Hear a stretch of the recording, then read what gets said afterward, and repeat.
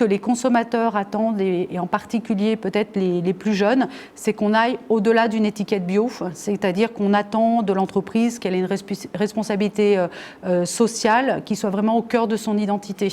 C'est-à-dire qu'elle doit prouver toute sa chaîne de valeur, elle doit être engagée sur le social, sur l'éthique, sur l'environnemental. Donc en fait, on voit émerger vraiment des sociétés qui ont ces profils-là et qui se développent de plus en plus. Une vraie cohérence globale, en fait, au niveau de la marque sur la sphère Internet. Tout à fait. Simon, j'aurais une question pour toi. Qu'est-ce qui pousse, selon toi, les jeunes marques sur le digital? C'est vrai que tu as pas mal de jeunes marques sur aventure bio. Voilà, qu'est-ce qui, selon toi, les pousse à aller sur le digital?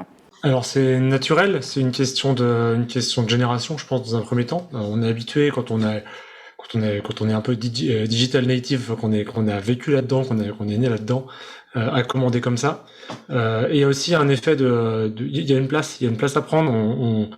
On voit ce qui a émergé. On appelle ça les DNVB, les Digital Native Vertical Brands.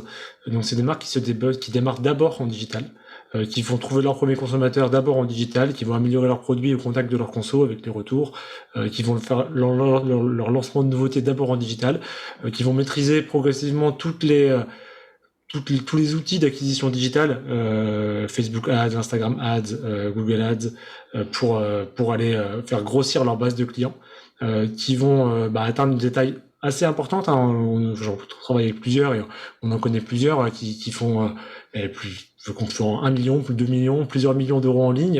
Les plus grandes peuvent faire des centaines de millions dans certains univers au niveau, notamment aux États-Unis. Mais en France, il y a des énormes marques qui se sont créées comme ça. La force, en fait, de ce modèle-là, c'est que on va commencer par aller acquérir une base de clientèle avec qui on peut converser directement, pour se rendre ensuite, en fait, irrefusable par les magasins. C'est-à-dire que c'est même pas ces marques qui vont chercher les magasins, c'est les magasins qui contactent ces marques pour dire bon je vois que ça marche bien en ligne pour vous, on me parle de vous partout.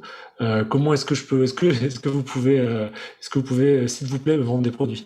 Donc pour ceux qui vendent des marques bio et des magasins, ils savent que en général ça se passe pas comme ça.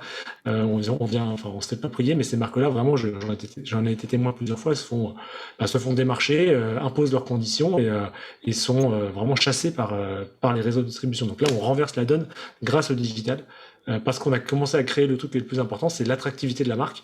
Et il n'y a pas de limite en digital pour créer l'attractivité d'une marque. La seule limite, c'est la force du discours, derrière le modèle économique qui permettra de trouver de l'argent pour le réinvestir dans la pub autour de la marque. Mais on n'est pas limité par un nombre de magasins, par des assortiments qui sont limités en magasin. Voilà. Donc c'est un modèle qui est à mon avis gagnant en ce moment. C'est de plus en plus dur de le faire, mais il y a encore des verticaux qui peuvent être travaillés.